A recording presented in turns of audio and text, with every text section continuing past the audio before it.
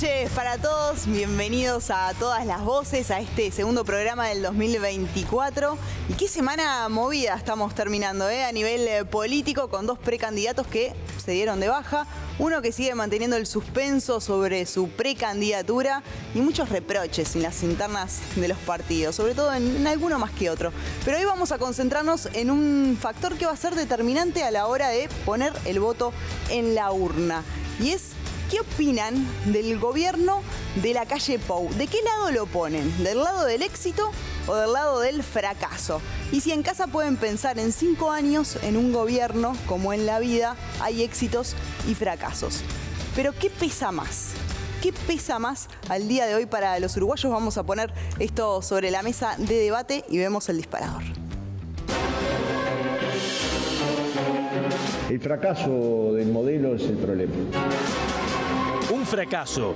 Así define la oposición a la gestión de gobierno del presidente Luis Lacalle Pou, a la que le quedan 316 días. Es verdad que para la oposición las críticas son siempre pocas y que para el gobierno las críticas son siempre muchas. Un éxito. Así catalogan los más oficialistas los más de 4 años de gobierno de la coalición. El debate está instalado en medio de la campaña electoral, incluso en las calles, donde unos y otros se han encargado de colocar pasacalles alusivos. Y hay distintas varas para medir aspectos de la gestión, vinculados a seguridad, economía, empleo, vivienda, políticas sociales, etc. Mientras, las encuestas arrojan que el presidente Luis Lacalle Pou tiene una aprobación que ronda el 50%, aún así, las encuestas también proyectan al Frente Amplio con muchas chances de ganar la próxima elección. En concreto, ¿el gobierno de Lacalle Pou es exitoso o fracasó? ¿Cuáles fueron los principales aciertos y errores de la administración que ingresa en su tramo final? Está planteado el tema y saludo al panel, Rodolfo, Tomás, Raúl, Flaco Castro, bienvenidos. ¿Cómo están? Bien. ¿Cómo estuvo bien, esa semana? Bien. Muy bien. ¿Los atacaron los trolls? No, venimos bien. No. Bueno, Nosotros. Cortito. ¿Qué puntaje le pondrían cada uno de ustedes al gobierno? Después entramos en los conceptos. Rodolfo, del 1 al 10. 7 tirando a 5,5. Bueno, 7 tirando, vamos a analizar eso. Para mí, ¿Tomás? 7. 7. ¿Flaco? 4. Bueno, vamos a profundizar después en esas cifras. Pero ahora vamos a presentar a los invitados de esta noche, destacadas figuras políticas del Uruguay, 2 senadores. Senador Jorge Gandini, del Partido Nacional, bienvenido. Gracias, buenas noches, un gusto estar aquí. Y senadora del Frente Amplio, Silvia Nane, bienvenida. Muchas gracias, un gusto estar con ustedes. Comienzo con usted. Montevideo está repleto de pasacalles de que el gobierno fracasó. ¿Por qué? Por varias cosas. Pero primero, nosotros podemos analizar políticamente si el gobierno fracasó y podemos dar argumentos políticos. Yo quisiera ir como un poco más a la realidad y dónde se ve en la gente, en la experiencia de vida de la gente. Nosotros tenemos, a nivel político, sí, realmente ha sido un gobierno muy inestable. Tenemos 12 cambios en 14 ministerios en lo que va del gobierno, varios de ellos por hechos de corrupción. Y cuando miramos a la realidad de la gente, tenemos 1 de cada 5 gurises pobres. Tenemos gurises que tienen que andar tirados de panza en el piso en vez de jugar al fútbol en el patio de la escuela porque las balas andan rondando las cabezas en el barrio. Porque tenemos un INAU que ha sido realmente muy ineficiente en la gestión de las infancias y de las políticas de infancia, devolviendo plata en vez de hacer lo que tiene que hacer con los gurises, que en definitiva es cuidarlos y garantizarles el derecho al cuidado. Porque tenemos más de la población preocupada por el tema de la inseguridad, de nuevo, porque tenemos las cárceles abarrotadas de gente, porque tenemos 3.000 personas en situación de calle en Montevideo, muchas de ellas con 2 o 3 episodios de reincidencia, porque tenemos una LUC que no dio los resultados mágicos que nos iban a dar y tenemos un Ministerio del Interior que está volviendo a aquellas políticas que se suponía que habían iniciado un proceso de mejora, porque tenemos una educación que venía haciéndonos pensar que lo único que había que hacer era cambiar una currícula, que se podían dejar a los docentes afuera, y resulta que ahora Y para cerrar un poco todo esto, hoy tenemos un ministro del Interior que renunció por corrupción, un viceministro del Interior que renunció también por corrupción, el Ministerio de Relaciones Exteriores desmantelado por una cuestión de corrupción también con autoridades nuevas, y después tenemos un montón de jerarcas del gobierno que han renunciado para hacer política. Gandini se está riendo desde el comienzo, ya con el puntaje del panel. Porque es curiosa esa visión tan amargada que tienen de la vida, ¿no? Tan negativa. Y cómo los hace felices. Yo creo que tenemos que mirar el país en su conjunto, bien, qué pasó. Hay que comparar también. Si nosotros estamos acá es por el fracaso de 15 años de gobierno de izquierda, sino con el gran aparato que tiene, la izquierda hubiera vuelto a ganar y no lo pudo hacer. Fracasó. Fracasó en la economía, fracasó en el modelo, no fue sustentable y hubo fuertísimos episodios de corrupción. Eso era corrupción. Primer vicepresidente de la República que va procesado, un ministro de Economía procesado, un presidente del Banco de República procesado, el hijo putativo del presidente Mujica que vive ahí en su casa, expulsado del Parlamento y procesado. Es decir, puedo seguir, eso es corrupción. Acá hemos tenido algunas dificultades y han habido renuncias más por responsabilidades políticas o sensibilidades políticas que por corrupción. Yo no conozco ningún político del gobierno que esté acusado ante la justicia penal. No conozco. Hay alguna denuncia sobre algún senador del Frente Amplio, eso sí, que está procesándose. Políticos no conozco. Yo creo que han habido éxitos.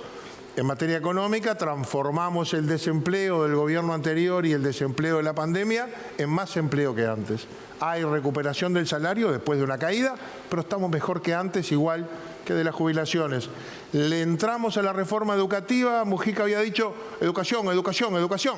Y después cuando terminó, dijo, no pude, porque no me dejaron. ¿Quién? Los sindicatos. Nosotros no le pedimos permiso a los sindicatos y empezamos una primera fase de cambios, lo mismo con la reforma de la seguridad social, que creo fue bastante bien aceptada. Yo creo que hay éxitos, no todo es absoluto, habrá habido éxitos relativos, algún fracaso, pero en la cuenta, bastante más de 7. Nane hizo varias anotaciones, ya voy contigo, pero al panel, para que explique su puntaje. El tuyo fue raro, Rodolfo. Porque fue claro. A ver. 7 tirando a 5,5. ¿Por qué? Fue generoso mi puntaje. Y bueno, porque el gobierno, si nosotros pensamos que el gobierno se propuso cambiar, fracasó. Si nosotros pensamos que el gobierno quiso cambiar algo para dejar todo como estaba, fue un éxito total. Porque el gobierno del Frente Amplio fue una peste, no lo vamos a idealizar, realmente fue una peste. Nos dejó arruinados moralmente, nos dejó arruinados en varios sentidos, nos fundió un par de empresas públicas, fue realmente un desastre. Pero nos dejó de herencia el IRPF, el FONASA, el IAS, los problemas en la fiscalía, los marginales en las calles, nos dejó la cuotificación política. ¿Y qué hizo este gobierno?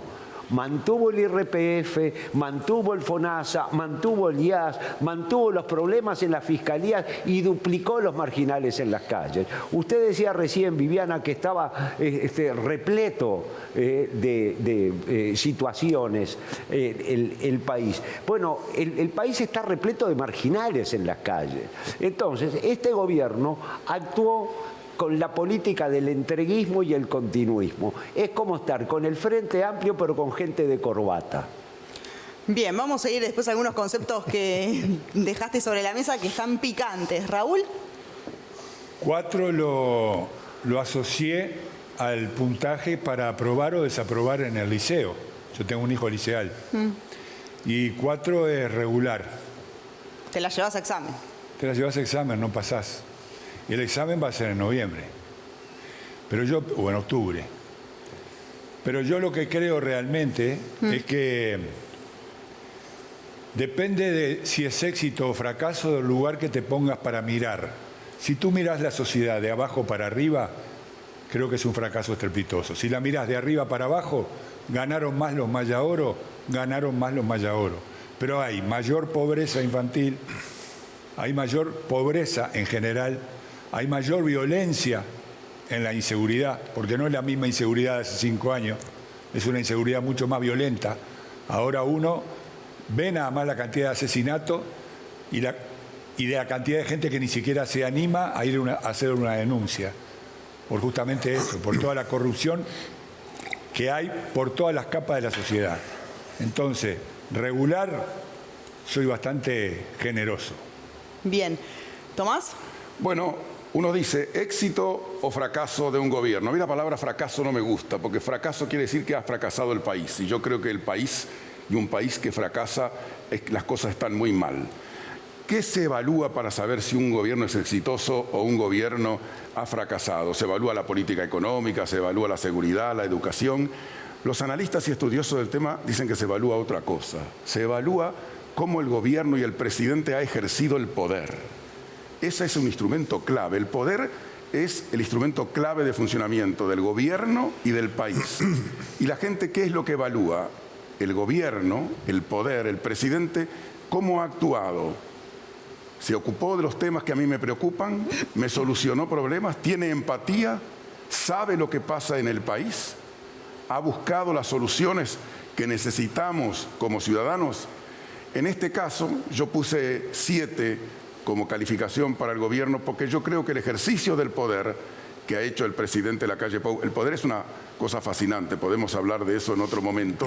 Yo creo que en momentos claves que ha tenido que actuar, porque el gobierno tuvo momentos claves para actuar, ha hecho un ejercicio del poder que ha logrado la comunicación con la gente y ha logrado que la gente entienda qué es lo que quería hacer el presidente. De hecho, en eso están también las cifras de aprobación al día de hoy del gobierno, ¿no? Según cifra 43%, según opción 45% aprueba la gestión del gobierno. Tenemos una encuesta con qué opinan los uruguayos, salimos a la calle a preguntarles también para que le pongan nota. Pero claramente en esta primera ronda quedan planteados 2 temas, el bolsillo y la seguridad, ¿no? Nane, no sé si, con esto que decía Rodolfo de peste, no sé si tiene algo para decir, pero además planteemos el tema de la seguridad, ¿no? Porque fue uno de los temas que al gobierno, al Frente Amplio le costó el gobierno. Y ahora claramente está ahí, nuevamente en el nivel número 1 de preocupación. Una cuestión respecto a eso y con todo el respeto que merece este debate que estamos teniendo. Primero, fíjese que el senador Gandini, cuando intentó decir lo que había hecho mal el gobierno, terminó hablando del Frente Amplio, que es una constante en todos y cada uno de los integrantes de este gobierno de la coalición. Cada vez que tienen que decir lo que hicieron, van al Frente Amplio a decir lo que el Frente Amplio hizo o no hizo, según cómo les venga el discurso. Fíjate que cuando empezó este periodo de gobierno, este mismo gobierno iba a presentar el país hacia afuera, indicando todas las fortalezas macroeconómicas, la fortaleza de la matriz de telecomunicaciones, la fortaleza de la matriz eléctrica de nuestro país y las fortalezas del sistema educativo de este país, con los resultados obviamente de 15 años de gobierno del Frente Amplio. Eso fue bastante curioso. Otra de las cuestiones que ustedes estaban manejando también es que es difícil decirle peste a 3 o 4 cosas del Frente Amplio que en definitiva nos hicieron sobrellevar la pandemia: el Sistema Nacional Integrado de Salud. Antes de los gobiernos del Frente Amplio, para atenderse en la salud pública había que tener un carnet de pobre. Antes de los gobiernos del Frente Amplio, si la matriz de telecomunicaciones hubiera seguido como estaba, no hubiésemos podido sortear la pandemia con teletrabajo y con educación. Sin el plan Ceibal no hubiéramos llegado a democratizar el acceso a la tecnología tan valioso en este momento, cuando de hecho es imperante mirar hacia el futuro y hacia la formación de los gurises. Y una cosa para cerrar, porque seguramente capaz que hay algún comentario respecto a esto. El senador Gandini hablaba de corrupción. Es verdad que yo tenía algunas notas. En, creo que septiembre del 2022, el senador Gandini en Doble Clic decía: no nos puede pasar en la cara que nos estén abusando de nuestra buena fe y armando una organización con objetivos delictivos en el corazón del gobierno que tenga su base en el 4º piso de la torre ejecutiva.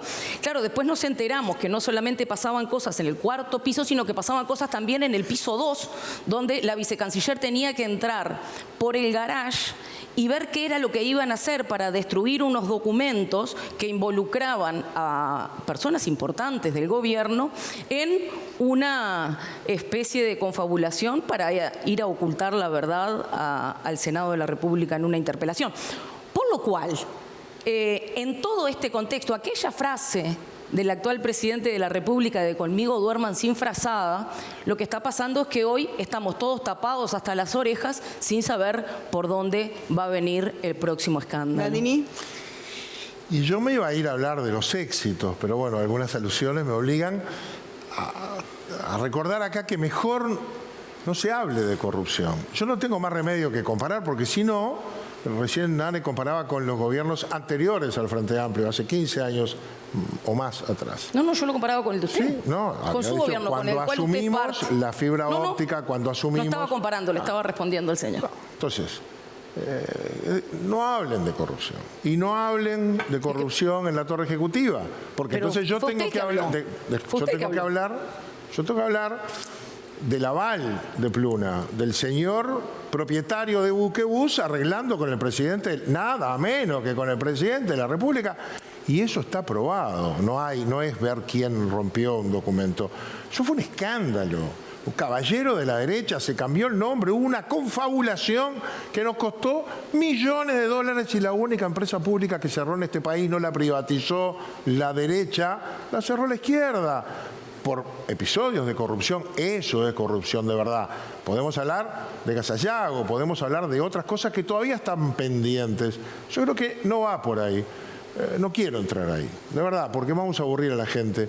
Miremos dónde está el éxito que yo creo el gobierno, porque el primer éxito que hay que poner es que este país combatió mejor que buena parte de los países del mundo la pandemia, que hoy, con el diario del lunes, sabemos que se pudo terminar. En aquel momento no sabíamos y el presidente apeló a la libertad responsable y no a lo que nos pidió la izquierda, que hasta nos caceroleó por la cuarentena obligatoria. Nos cacerolearon. Sí. Y yo creo que el presidente hizo bien y fue exitoso. No faltaron ni vacunas, ni camas, ni seguro de desempleos. Siempre el Estado estuvo, pagó las jubilaciones al día siempre, pagó los salarios públicos siempre. El país mantuvo la llama prendida del empleo. Hubo un acuerdo. Ese acuerdo privilegió el empleo, cayó un poco el salario. Pausa, se recuperaba en el 2024 y se recuperó en el 2024. Nane asiente con la cabeza a esto que dice el senador. ¿Está de acuerdo? Claro. ¿Cómo hubiésemos pasado la pandemia sin el Sistema Nacional Integrado de Salud? ¿Cómo hubiésemos pasado la pandemia sin un BPS que tuviese los fondos suficientes para hacer frente a todo lo que pasó? Claro que sí, pero eso no nació de un repollo, se construyó durante un montón de tiempo. El BPS tampoco no puso el Frente Amplio. Por supuesto que no. Pero ¿dónde estaba? ¿Cómo hubiésemos podido hacer entonces si el BPS hubiese estado tan mal? Claro que sí, de los gobiernos allí. Una pregunta con respecto al éxito o no de la pandemia. ¿Qué hubiera pasado si hubieran hecho la cuarentena obligatoria en lugar de la libertad responsable? ¿Y qué hubiera pasado si hubiera ganado Daniel Martínez? ¿Y quién lo sabe, no? Estábamos esperando el coso para el aire. Porque en este momento estamos hablando del éxito de la pandemia. La cuarentena obligatoria fue un fracaso en todo el mundo y constriñó la libertad. ¿Cuánto vale una vida? Constriñó la libertad, y murió mucha más gente en otro lado que aquí. No tengas ninguna duda. Digo, en la España, gente respondió. en España. ¿Quiénes eran la los gente que estaban, se encerró sola en el ejercicio de su libertad. ¿Quiénes eran los que estaban aconsejando la cuarentena obligatoria? El PIT-CNT y el Frente Amplio. Los médicos. No, los militantes del Frente Amplio en el sindicato médico. Claro, en el sindicato médico. Claro, la izquierda. Estaba con una acción política. Que se ve que son menos médicos porque son simpatizantes del Frente Amplio. No, fue una acción. Fue el sindicato médico. Una cínica acción política. ¿Piensan que fue por razones políticas haber aconsejado el sindicato? Totalmente, por razones políticas. El PIT-CNT le hizo un paro al gobierno en plena cuarentena. De la ética de los médicos del Uruguay. Pero ¿cómo no la voy a decir? Pero por cierto que sí. No podés dudar de la ética de un médico. Entonces ¿cómo estás no voy a dudar? en manos del diablo. Que quiero. Sentís que estás en manos del diablo. Yo creo que estoy en Uruguay, ¿dónde querés que esté en manos de Dios? Hay que plantearse cuando se habla del éxito o fracaso de la pandemia, ¿qué hubiera pasado si el Consejo de los Médicos se hubiera llevado a cabo? O sea, yo no critico. La pandemia ya fue, pero como muy bien decía el actual presidente, en periodos anteriores, cuando era gobierno del Frente Amplio, estamos aburridos de excusas. Bien. Para dejar atrás la pandemia, creo que ya quedó claro el panorama. Vayamos a seguridad, que es uno de los principales temas de preocupación de los uruguayos. Y claramente acá en esta primera ronda también quedó expuesto eso, ¿no? Gandini, usted también está corriendo una carrera electoral. ¿Cómo ve la seguridad? Con éxito relativo, nada blanco y negro. Éxito relativo, creo que con Larrañaga se detuvo el crecimiento inexorable que traía el gobierno anterior, que al revés de que muchos ministros cambiaron, sostuvo a Bonomi, y la política de Bonomi le hizo mal al país y al Frente Amplio. Creo que perdieron la elección en parte por eso. Larrañaga frenó ese crecimiento de todos los delitos, se estabilizaron y empezaron a bajar. Y empezaron a bajar todos y siguen bajando, salvo los homicidios, que cambiaron en su perfil, porque el narcotráfico, en su formato de crimen organizado, llegó al país, se instaló ya desde hace un buen tiempo y es responsable en buena medida de los homicidios. Ahí tenemos que dar respuestas nuevas a problemas nuevos que llegaron para quedarse en toda América Latina. Su planteo es las Fuerzas Armadas, a colaborar con la policía. Uno. ¿Pero por qué cree que esa es una buena Porque lo hizo idea? el gobierno de Tabaré Vázquez. ¿Y La ley del 2018, que está vigente, autoriza a las Fuerzas Armadas a la vigilancia, el patrullaje, la detención de personas infragantes y delito, el requerimiento de documentos de vehículos, la identidad de personas, la revisión de cargas. Lo hacen en una línea de 20 kilómetros de frontera, están donde pasa el contrabando, detienen personas, no ha habido un solo problema, y si no que los televidentes me digan cuando van a Rivera si no hay un tanque en el medio de la Ruta 5, y están los militares con sus armas largas, no ha pasado un solo problema. Yo digo, eso no lo pueden hacer en un barrio donde los trabajadores quedaron atrapados en el fuego cruzado del crimen organizado que quiere tomar posesión de la autoridad, y no pueden pegar una vuelta de patrullaje, los jeeps del ejército, y mostrar que el Estado está presente. Creo que está bueno eso. ¿Nane? Tres cosas en tres niveles, ¿no? En el nivel macro, el mercado global, según dicen las personas que saben de esto, cambió bastante en cuanto al narcotráfico, y Uruguay dejó de ser un país de tránsito para convertirse en un país de acopio. Eso nos trae bastantes problemas, y cuando uno trata de mirar un poquito más con una pizca de sentido común los hechos que estamos viendo relacionados a esa parte, fíjate que pasan. Para acumular grandes cantidades de droga y transportarla, se necesita un montón de dinero, y hay muchas personas y muchos puntos en esa cadena, ¿no? Hay que pagarle a alguien para que pase por la frontera, hay que transportarlo, hay que buscar un lugar donde acopiar, ese lugar donde acopiar hay que cuidarle el perímetro, y todo eso implica un montón de gente. Ahora, yo invito a la audiencia a que pensemos, pasan grandes cargamentos de droga, 4, 5, 6, 10 toneladas de cocaína, y los que caen presos son el que manejaba el camión y el que lo acompañaba. Es raro pensar que en toda esa cadena hay un equipo de 2 personas. La eficiencia total. Cuando nosotros tratamos de ir hacia lo de la mitad, digamos, hacia donde vendría siendo la gestión de esa política de seguridad, lo que estamos viendo es que el hacinamiento que tenemos en las cárceles nos está poniendo, creo que en el lugar 10 en proporción de personas presas, y que eso en definitiva contribuye también a todo el reclutamiento de gente que se hace dentro de las cárceles por comandos como los comandos brasileros, ¿no? Y que todos esos, incluso las organizaciones que andan en los barrios, muchas veces también se dirigen desde las cárceles. Ahora, lo de los grandes cargamentos y lo de que siempre cae el perejil con el frente también pasaba. Sí, claro. Es una constante que evidentemente hay que hacer algo. Yo no estoy culpando al gobierno, yo estoy dando datos de la realidad. Estoy dando datos de lo que está ocurriendo hoy, porque lo que estamos analizando es lo que está ocurriendo hoy, ¿no? Porque pusieron más de casi... te diría 497 artículos, creo que eran en la LUC, para tratar de solucionar la seguridad, y son 497 fracasos que dieron en esto que estamos tratando de analizar, ¿no? Parte de eso, disculpa si ya termino enseguida, si me disculpan, el hacinamiento en las cárceles ha sido realmente un problema, pero también es un problema cuando alguien que sale de la cárcel vuelve al barrio. Y ahí hay otro montón de dinámicas que la gente las ve día a día, justamente por lo que decía al principio, que andan los gurises de panza en el piso, esquivando las balas en la escuela de Villa Española. 400 y pico artículos de la LUC que el Frente Amplio votó mayoritariamente, primero. Segundo, siempre pasó eso. Los grandes narcotraficantes, los jefes, no son los que se exponen.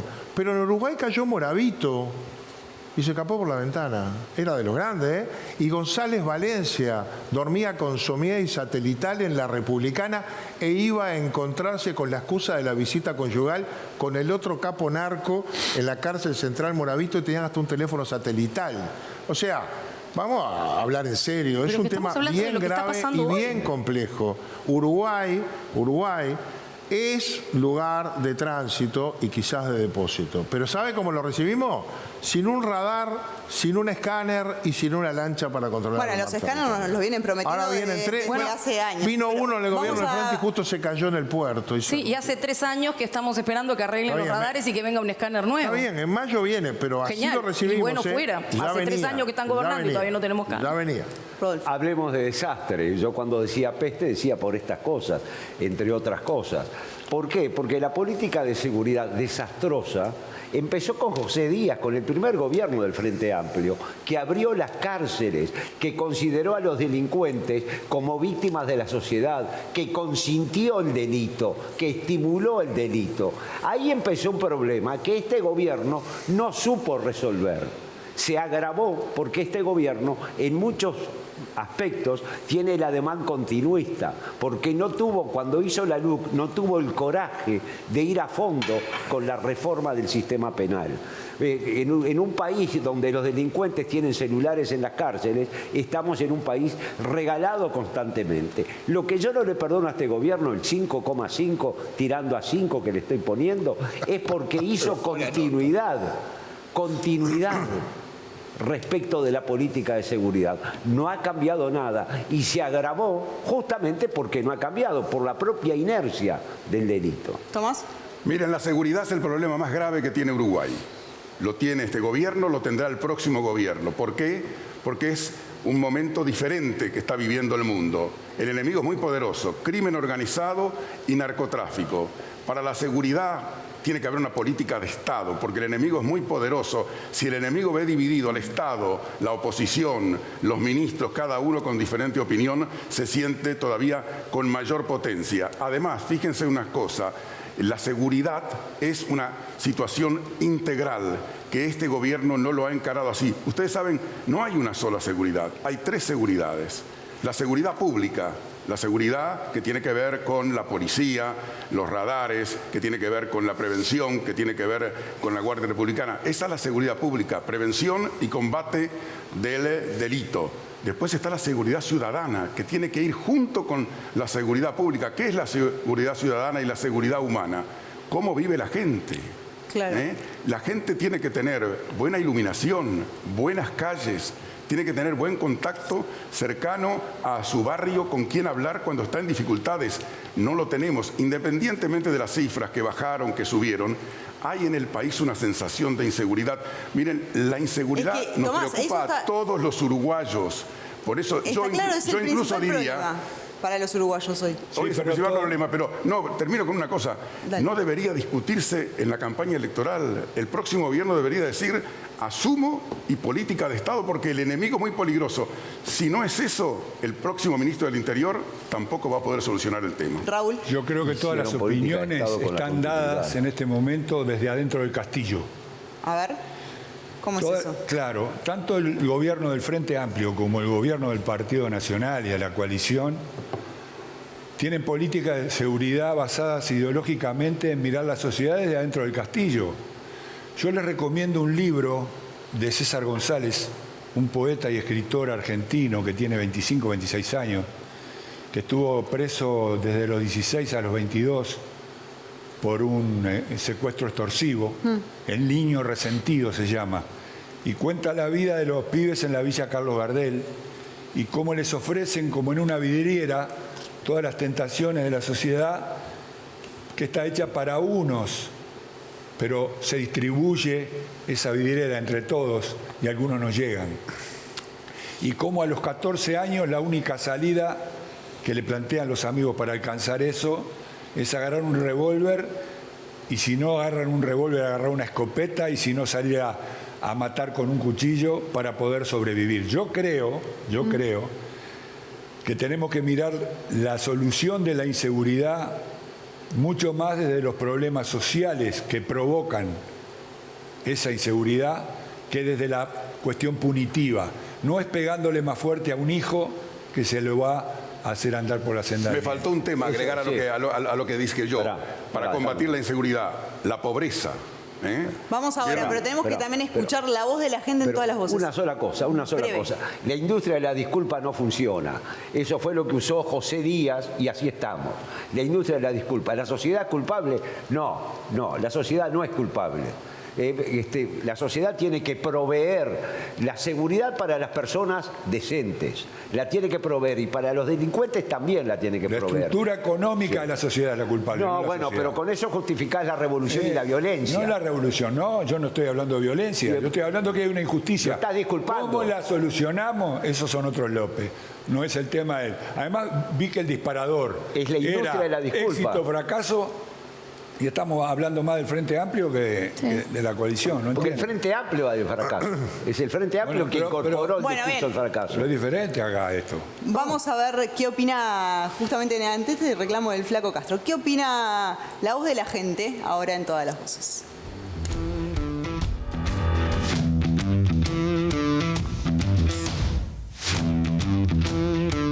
Y yo creo que estoy en la mitad, ¿viste?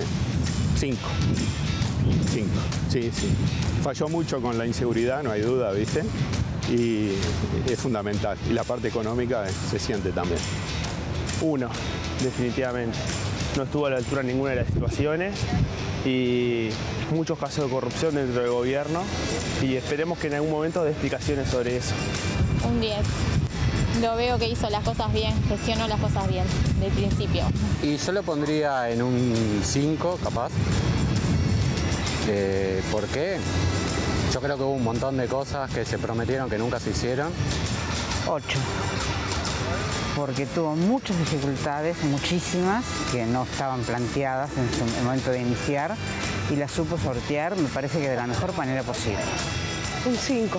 Yo creo que prometieron mucho más de lo que realmente se cumplió y creo que sale a la luz mucho menos de lo que realmente sucede. Infoland, para los notebook Lenovo ThinkPad de uso empresarial y corporativo. Infoland, 35 años brindando el servicio pre- y postventa que tu empresa reconoce y valora. Infoland.com.uy. Opiniones variadas, por ahora todo el mundo números redondos. El distinto es Rodolfo, con el 5,5 que me mató la Comagandini. ¿Cómo vio las opiniones? También esto que planteaban ahora en el panel, ¿no? Un empate en Montevideo no está mal. Tuvo unos, tuvo 10, tuvo variados. Tuvo eso, uno también. 8, sí, 1, 10, ¿viste? Y no, es obviamente que cada uno ve la fiesta desde su lugar, como le tocó a él, y ciudadanos tratan de hacer un análisis según cómo se aproximan a la realidad. Yo creo que hay cosas que no pudimos lograrlas, pero hay muchas que sí. De hecho, la popularidad que tiene el presidente de la República a esta altura del partido, de alguna manera está marcando ese conformismo. ¿Es con el gobierno o es con la figura del presidente? Yo creo que, siempre la figura del presidente va un poquito más adelante, pero el gobierno creo que tiene una valoración positiva también. A mí me parece que el clima que hay hoy, que es un clima frío para campaña electoral, está mostrando que hay un ambiente de continuidad, de conformidad, no de cambio. No viene esa cosa que vivimos nosotros en la pasada, de la gente empujando y impulsando el cambio, provocándonos a nosotros que nos comprometiéramos con el cambio, que ganáramos, que se había cerrado un ciclo. Yo no veo ese ambiente, creo que la gente percibe que hemos hecho las cosas razonablemente bien y algunas las valoran positivamente, otras no, y algunos nos critican desde otro lugar, algunos desde la izquierda, otros desde más a la derecha, diciendo esperábamos más cambios, más radicales de este gobierno. Por eso creo que el promedio nacional Debe estar de acuerdo con nosotros. Perdón. ¿Ves la campaña electoral fría? Esperábamos menos Frente Amplio en el gobierno de la coalición. Está bien, esa es una visión. Menos Frente Amplio, menos continuidad. Esa es una visión. Esperaban más cambios radicales de este gobierno. ¿Dane? Varias cosas, Viviana. Que la exclusión social genera violencia no es un descubrimiento. Definitivamente creo que es una cosa más que evidente, ¿no? Parece que discutir sobre eso es como discutir si el agua moja. Pero claro, después hay simbologías y cosas que uno puede hacer para no desmejorar una situación que no viene bien, ¿no? Poner al narco con pasaporte en prime time diciendo que es un buen padre de familia no colabora, digamos. Poner en la ley de urgente consideración cuestiones que flexibilizan lo que pueden llegar a ser acciones de lavado de dinero tampoco mejora la situación. Ponerle el agravante al delito de microtráfico, que en definitiva lo único que terminaron haciendo fue triplicando la población de mujeres con hijos en las cárceles, tampoco aporta a más seguridad. No estar haciendo lo que hay que hacer, porque definitivamente no se está haciendo hacer, para atender al problema de salud mental que aqueja a los funcionarios policiales, las licencias médicas. Los policías tienen 3 veces más, se suicidan 3 veces más que la gente que no es policía. Ahí hay un problema en las condiciones de trabajo que definitivamente afecta al resultado de esa forma de trabajo, ¿no? Y eso en definitiva afecta a una de las patas de seguridad que Friedman mencionaba después. Cuando hablamos de la acción micro, de lo que termina, lo que yo digo es los gurises de panza en el piso esquivando las balas en la escuela, todo eso está de alguna manera permeado por lo que pasa a nivel mucho más grande. Nosotros tenemos un país expuesto a las condiciones de violencia que definitivamente no mejoraron. Es más, fíjate que ahora en esta nueva política de dignidad carcelaria y otras tantas eran políticas que se habían iniciado en los gobiernos del Frente Amplio, porque de hecho muchas de las consultorías que se están haciendo ahora para armar la estrategia de seguridad ciudadana son justamente con personas que ya habían trabajado en los gobiernos del Frente Amplio, por lo cual hay una vuelta a pensar la seguridad no solamente desde el punto de vista punitivo. Rodolfo, no, te escucho. Sí, es cierto lo que dice la señora senadora, que hay personajes del Frente Amplio con el mismo resultado que le dio bajo el gobierno del Frente Amplio, está dando a este gobierno. Yo siento lo mismo, siento que para poder llegar a una solución en un tema tan difícil y que afecta no solo la vida, sino la psiquis de la sociedad uruguaya, porque estamos todos enrejados. Vivimos enrejados, pensamos que estando adentro de la cárcel, que es nuestra casa, estamos libres.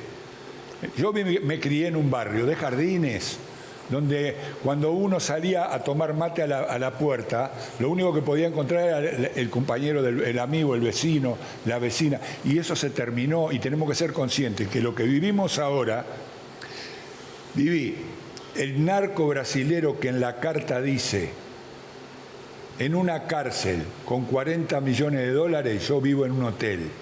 ¿Se entiende? Cualquier cárcel, si uno tiene 40 millones de dólares en el banco, es un hotel. Cualquiera. Cualquier cárcel. En cualquier lugar del mundo. Por eso yo digo, no es el tema punitivo el que tenemos que discutir. Nosotros somos lo suficientemente pequeños.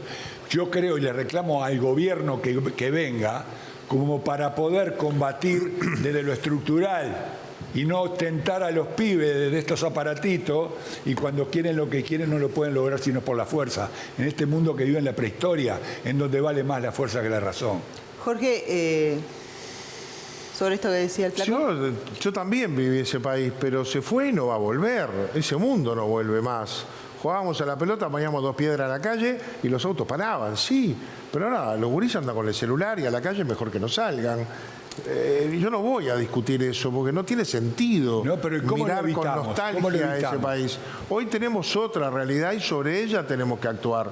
Hoy hay inseguridad, sí. Vamos a tratar de mejorarla. Cualquier gobierno, sí. ¿La vamos a eliminar? No. Hay más violencia en la sociedad. Pero tenemos un problema que viven algunos uruguayos y no todos. Los más vulnerables, los más pobres, los que viven en los barrios más humildes, tienen mayores dificultades porque dependen de que el Estado les dé esa seguridad. Mirá, hace muy pocos días estuve en Ciudad del Plata, allí al borde de Montevideo de San José. Había piquetes en la calle, una zona muy de izquierda, había piquetes. ¿Sabes por qué eran los piquetes? Porque la Republicana, que estaba instalada hacía como un mes, se tuvo que ir a Nuevo París y hicieron piquetes porque querían que volviera la Republicana. ¿Te das cuenta? Ese es el país que tenemos ahora. Necesitas mucho más autoridad desplegada para controlar el crimen organizado. ¿Tenemos más gente en las cárceles? Sí, por suerte no están en las calles, pero las tenemos en las cárceles, en un per cápita mayor que en la Argentina y que en otros países. ¿Tenemos problemas de fondo sobre lo que hay que trabajar en serio? Con celulares en las cárceles. Bueno, no importa si es con celulares. Bueno, importa? Si sacás los celulares hoy revientan. Tampoco es fácil manejar 16.000 personas, la mayoría de los cuales están en algunas cárceles muy grandes. Hay que trabajar hacia algunas medidas adentro. El problema ahí también es cómo salen, ¿no?, de las cárceles, que es la mayor cantidad de gente en situación de Pero si hay un 70% de reincidencia, obviamente que ahí tenés un problema. Bueno, hay que ir a las causas también y trabajar sobre eso. Nane quería... Sí, una reflexión, porque capaz que el tema no da como para seguir indagando en discordias, pero una reflexión te diría que casi doméstica. Si la gente se encierra en la casa, en vez de salir a tomar mate con el vecino, y los que no están encerrados en sus casas, están encerrados en las cárceles, es muy difícil que de esa forma el narco no campee en las calles donde deberían estar los gurises andando en bicicleta. Entonces, yo creo que no es una mirada nostálgica, creo que es una mirada de esperanza en las comunidades que tenemos que comprometernos entre todas y entre todos a construir. Friedman hablaba de una política de Estado, claro que sí, porque cuando el narco campea en la calle y cuando los balazos andan chiflando arriba de las cabezas de los gurises de la escuela, no es solamente si son blancos o si son colorados o si son frente a pista, solamente permítame terminar el concepto. Entonces creo que es una cuestión que tiene que ver con qué comunidad nos vamos a comprometer a trabajar, por qué tipo de comunidad nos vamos a comprometer a trabajar.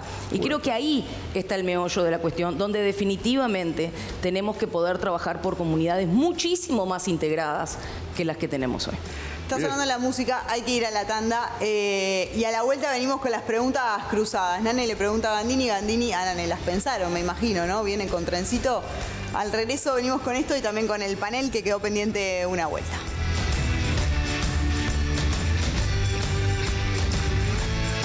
Un botón puede servir para muchas cosas, incluso para salvar su vida. Porque los accidentes en el hogar suceden, el botón de Helpline permite hablar y solicitar ayuda dentro y fuera de su hogar. Teleasistencia de Helpline.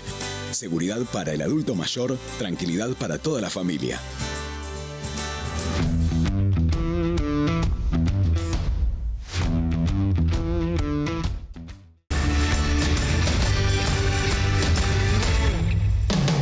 Controls, más de 50 años de experiencia en control de plagas y hogares, comercios e industrias. Garantizamos la seguridad de su familia y empresa. Los límites los ponemos nosotros.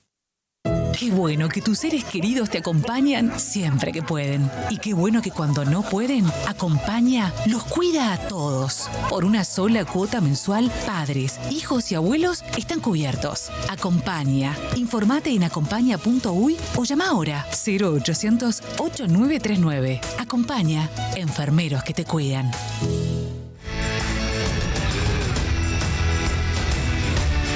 Seguimos en todas las voces analizando si el gobierno de Luis Lacalle Pou tiene éxito o fracaso. Este es el tema con los senadores Gandini y Nane. La primera parte se nos fue mucho al tema seguridad porque obviamente es la principal preocupación de los uruguayos al día de hoy. Había quedado pendiente la palabra de Tomás. Sí, la senadora hablaba de la instalación del narcotráfico en los barrios, ¿no? El narcotráfico es un fenómeno nuevo, lo conocemos muy poco, hay muy poca experiencia en Uruguay y en el mundo. El narcotráfico se instala en las zonas pobres, el narcotráfico se instala en esos lugares. Y fíjense ustedes, El narcotráfico no es violento en los barrios, cuida a los barrios. El narcotráfico es violento en la lucha por territorio, mata al que le ocupa su territorio. Cuando el Estado es omiso, el narcotráfico aparece. Entonces, el combatir la pobreza es fundamental. Yo escucho, hay que combatir la pobreza infantil, la pobreza adolescente.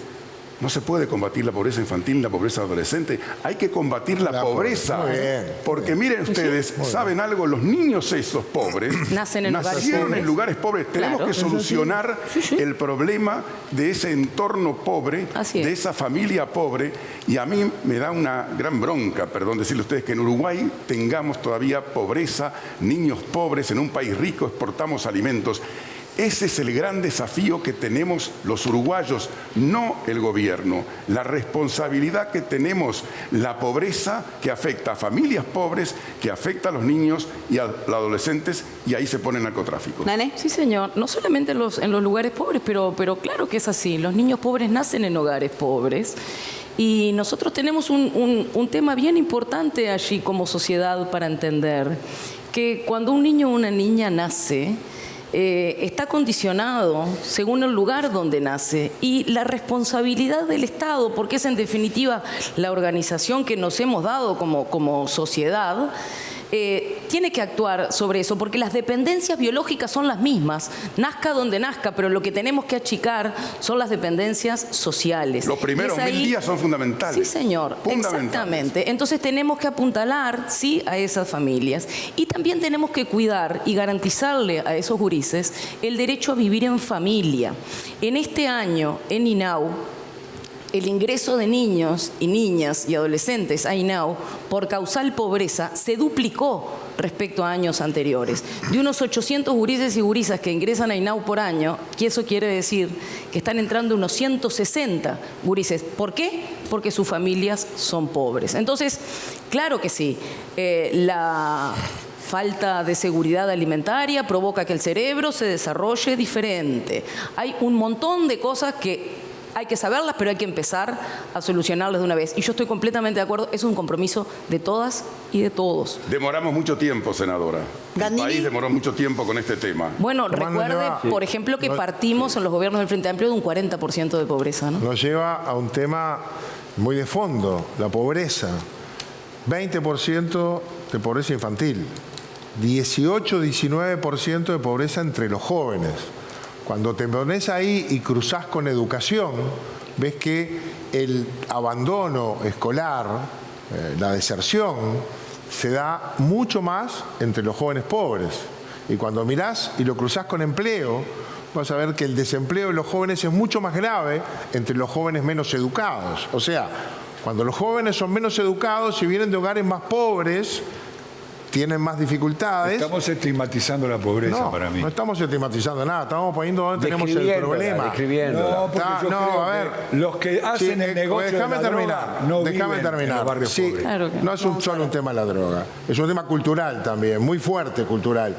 Si a los 17, 18, 19 años vos nos encontrás a un joven en el aula o en el taller, todos sabemos dónde lo encontrás. Ahí aparecen las adicciones. Es un tema de fondo, hay que tratar las causas, hay que poner mucha cabeza, mucha plata y mucho esfuerzo, porque no solo es un tema económico. Hay generaciones que se educaron en su casa, nunca escucharon sonar un despertador, ni vieron un padre salir a laburar todos los días. Hay que cortar ese cordón y generar otras respuestas, pero es un tema más largo. Eso se llama seguridad ciudadana. Sí, señor. Ya vamos a ir a la pregunta cruzada, pero no los quiero dejar con la palabra en la boca, cortito, flaco. Y pasan los chiquilines de vivir de 8 personas en un lugar de 10 metros cuadrados a una cárcel donde viven 8 en 10 metros cuadrados. O sea, continúan la vida y el que hace el negocio está en Punta del Este. Colapso de la educación, colapso de la seguridad, pobreza asegurada. Totalmente de acuerdo, pero seguridad ciudadana es lo que yo les decía, ¿no? Todos estos elementos que son los que tienen que ir con la seguridad pública, ¿no? El cuidar a los seres humanos, el cuidar a la gente y ocuparse de esa gran cantidad de gente. Usted dio los números que los tenemos hoy en una situación difícil y que están pidiendo ayuda urgente. Sí, señor. Herencia y acumulación, riqueza asegurada también, ¿no? Si vamos a hablar de todo. Llegó el momento de la pregunta cruzada. La senadora Nane le pregunta al senador Gandini, el senador Gandini a la senadora Nane. Tienen 90 segundos para responder. Ya tiramos la moneda en la tanda, lo pueden ver en redes sociales. Quedó confirmado que soy horrible tirando la moneda, pero voy a practicar para el próximo programa. Pero sí mejoramos la moneda. Pasamos de 2 pesos a una preciosa que la pueden ver allí en redes sociales. Así que vamos a la presentación de este espacio. Viví el puesto. Viví Uruguay. Gastronomía, estilo y tradición en uno de los lugares más lindos de Carrasco. El Puesto, la parrilla tradicional de Montevideo.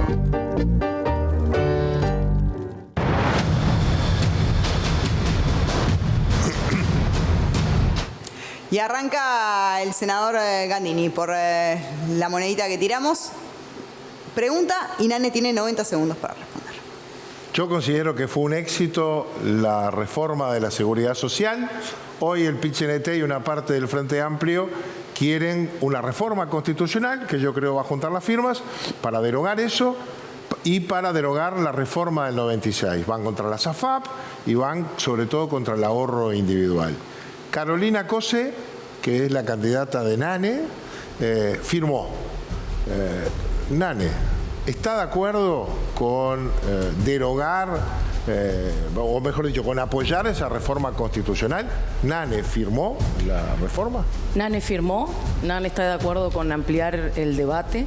Nane piensa que el debate que se dio en el Parlamento no fue suficiente, que era necesario ampliar incluso la comunicación. Mucha de la gente hoy lo único que sabe es que se va a jubilar 5 años después y no mucho más.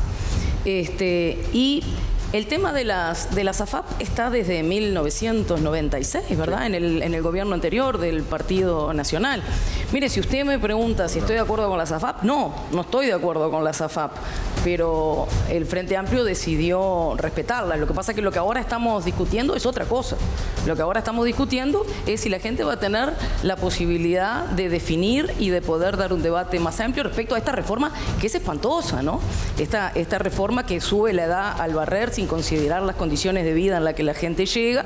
Y una reforma que además todos saben se votó entre gallos y medias noches, donde gran parte de los artículos se terminaron cambiando por cargos entre la coalición, por lo cual sí, realmente me parece que es necesario un debate más profundo y el pueblo uruguayo decidirá, como ha hecho entre otras tantas veces. Bien, un lindo tema para después seguir debatiendo, pero ahora quedaron algunos segundos, así que vamos a la pregunta cruzada de Nane a Gandini. ¿La tiene pronta ahí? Sí. Bueno, a partir de este momento, pregunte. Gracias. Senador, yo hoy le decía que usted había dicho no nos puede pasar que en la cara nos estén abusando de nuestra buena fe y armando una organización con fines delictivos en el corazón del gobierno y que tenga su base en el piso 4 de la torre ejecutiva.